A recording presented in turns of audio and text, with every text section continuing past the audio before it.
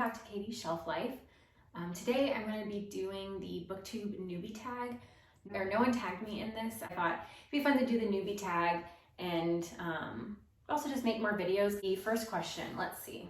I have them up here. I didn't write them down, but why did you start this channel? So for many reasons, I've been on Instagram for a really long time. While I enjoy posting photos of books that I'm reading and just random little tidbits of life on Instagram, I have a harder time expressing what I like about a book or how I'm feeling about a book in a written format. So anything like that I was having to write a review on Instagram, I found really difficult to do, and I tended to not do that. I would usually just do like a star rating, but I would never really go too much in depth on why I was enjoying the book or what I enjoyed from it or why I maybe didn't like it or just any sort of thoughts or feelings, and tell someone about a book rather than like writing up something about it. It's just easier. I can kind of go on longer tangents. I don't have to worry about grammar or punctuation really. So it's just an easier way for me to talk about books. I also really just wanted something creative and visual. My background is in visual arts, and it's something I haven't really been able to pursue very much the last few years. I'm trying to change that and do it on the side just for my own benefit. But I wanted something creative, and I thought that this would be a great creative thing to do. It also helped me just to document my daily life and to see that there is joy in it, even when things are really difficult. And to hopefully also show those more real moments of when things are kind of tough. I'm still trying to document and show what life looks like, what I'm reading, and to just, talk about the books that I'm reading as I'm reading them. And I think that would help me to process what I'm reading a bit more and maybe be able to absorb it a bit more. And I just really would like a community. Building a community online seems to be what a lot of people have been doing the last few years. And I've seen a lot of booktubers that I really love developing like an online community. And I think that that would be really helpful for me to build a community. And I would like a community, and a community that loves books is great because that's just like a really beautiful common ground to have is through literature. So I think I hit all the reasons why I'm doing this. Okay, so the next question is, what are you, oh wait, sorry, I skipped. What are some fun and unique things you can bring to YouTube? So, let's see. I kind of already covered that and like why I started it, but I've seen a lot more booktubers kind of talking more openly about not just their literary lives, but a little bit more personal also, and sharing like their daily lives. And I think that all of our daily lives look very unique and different. We all have different careers. We all have different hobbies and life pursuits. We all live in different places.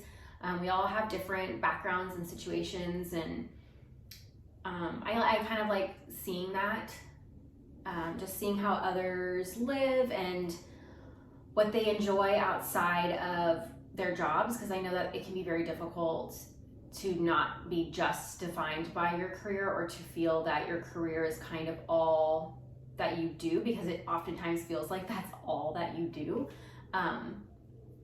So I feel that I can bring something unique in that my life looks different than somebody else's life on BookTube.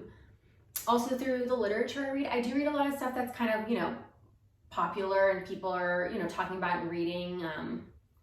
My goal is to read a lot of Cusk this year. I read a Cusk last year, and I had really never dabbled in her work before, and that it was a lot to do with BookTube. And I know that she's a very popular author to read on here, but I also love a lot of different things. I'm looking at some books up on one of my shelves right now, and I kind of bounce around in a lot of different books. I really love art theory, art criticism, books on art, whether they be fiction or nonfiction. So that's something I really want to focus on reading this year, because I am no longer in classes where I'm studying art.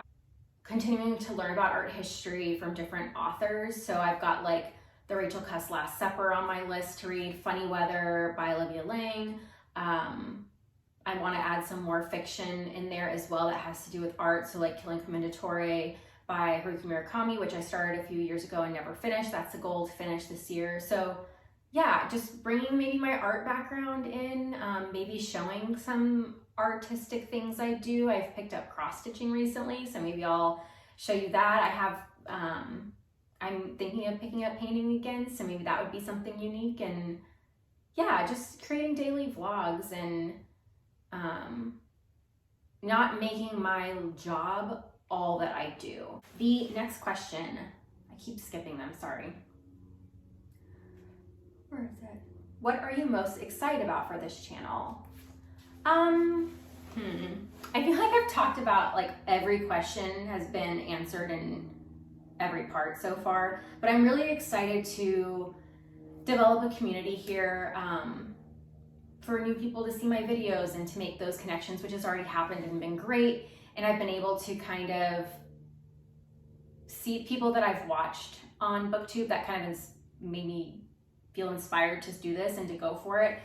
They also really encouraged me to do it when I was posting on Instagram that it was something I was thinking about. So just having that community there and hopefully being able to grow that community and create those online friendships is something that I'm really looking forward to. Yeah, I just want to develop a community and grow a community here and be a part of a community. That's what I'm most excited about, I think, is just the community aspect.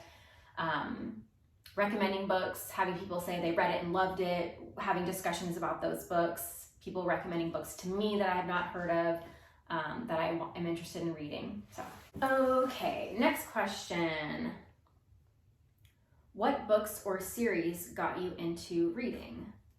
I was always a reader growing up. There still is a bookstore back where I grew up in Spring, which is a little outside of Houston. There was a bookstore called Copperfield Books. It's still there. I just went the other day, actually. And in the summer, I would go and buy the American Girl books. Josefina was my favorite American Girl, and I read I read almost every single American Girl doll book. But hers was the series I went through one summer, and I would go in the morning. My mom or dad would drive me. I would get one, come home, read it the whole day, and that afternoon I would go back to the bookstore. My parents would take me back and I would get the next one, or we would go the next day, or they would buy me like 2 or 3 at one time just so I didn't keep having to make trips. So that was that's a really clear memory of reading for me. And my parents always encouraged my reading. I was always at Barnes & Noble reading books, and I also just love collecting books. So even if they weren't books that I was maybe going to read, I just like wanted books around me all the time. Another really important book, and I know this is like a widely debated cult fun thing that people have issue with, and it's like cool to say you like it, but also uncool to say you like it, I guess. But I was way too young when I read this, probably. I was 15. It was my first, well, I had multiple jobs before this, but this was my first like really grown-up job. I worked at a dog groomer's as like a front desk receptionist when I was 15. And, you know, there was lots of lulls, and I would bring books sometimes. And one book that I brought that summer was House of Leaves by Danielewski. I need to reread that book because it's now 15 plus years later since I read it.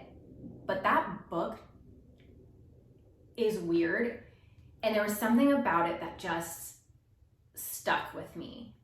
I don't know if it would do the same thing now. I feel that parts of it probably would. It's just one of those books that I've just always loved. Loved how experimental and like the house and the labyrinthian, that whole vibe has continued to be a vibe that I just constantly seek out. Like just finishing Paradise Rot by Hval. Like those themes of a home being a living, breathing thing have just like etched themselves in my brain of what I love, and it's because of House of Leaves. It influenced the art that I wanted to create. Like seeing a book be able to be that artistic and that creative really sparked something in me. I was way too young to read it, so that was like a big jumping off point. Second year of grad school, I really picked up reading again. Like I was reading maybe a book every 3 or 4 days. Mainly in my second semester of my grad program, I just had more time. I was wrapping up my thesis. So I'm reading and reading and reading. I was going to my local indie bookstore where I eventually ended up working at.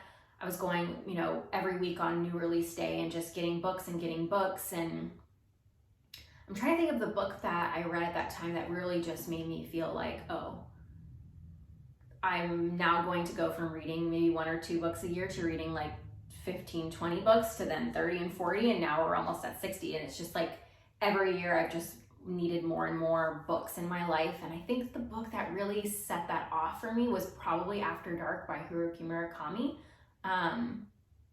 Yeah, I love that book. It really sparked something in me like 5-6 years ago that just snowballed, and now we're here making booktube videos.